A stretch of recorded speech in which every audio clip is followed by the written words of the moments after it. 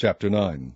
Nevertheless, the dimness shall not be such as was in her vexation, when at the first he lightly afflicted the land of Zebulun and the land of Naphtali, and afterward did more grievously afflict her by the way of the sea, beyond Jordan, in Galilee of the nations. The people that walked in darkness have seen a great light. They that dwell in the land of the shadow of death, upon them hath the light shined. Thou hast multiplied the nation, and not increased the joy. They joy before thee according to the joy in harvest, and as men rejoice when they divide the spoil. For thou hast broken the yoke of his burden, and the staff of his shoulder, the rod of his oppressor, as in the day of Midian. For every battle of the warrior is with confused noise, and garments rolled in blood. But this shall be with burning, and fuel of fire. For unto us a child is born, unto us a son is given, and the government shall be upon his shoulder, and his name shall be called Wonderful, Counselor, the Mighty God, the Everlasting Father, the Prince of Peace.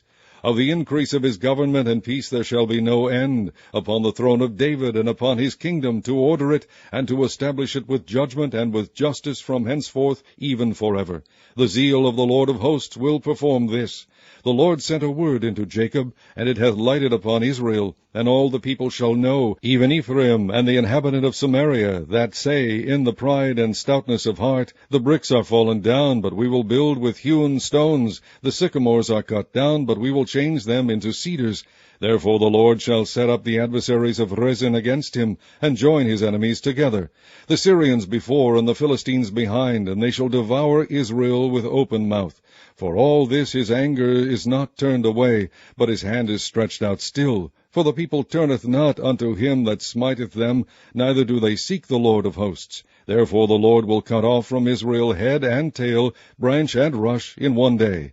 The ancient and honorable, he is the head, and the prophet that teacheth lies, he is the tail. For the leaders of this people cause them to err, and they that are led of them are destroyed. Therefore the Lord shall have no joy in their young men, neither shall have mercy on their fatherless and widows. For every one is an hypocrite and an evildoer, and every mouth speaketh folly. For all this his anger is not turned away, but his hand is stretched out still. For wickedness burneth as the fire, it shall devour the briers and thorns, and shall kindle in the thickets of the forest, and they shall mount up like the lifting up of smoke.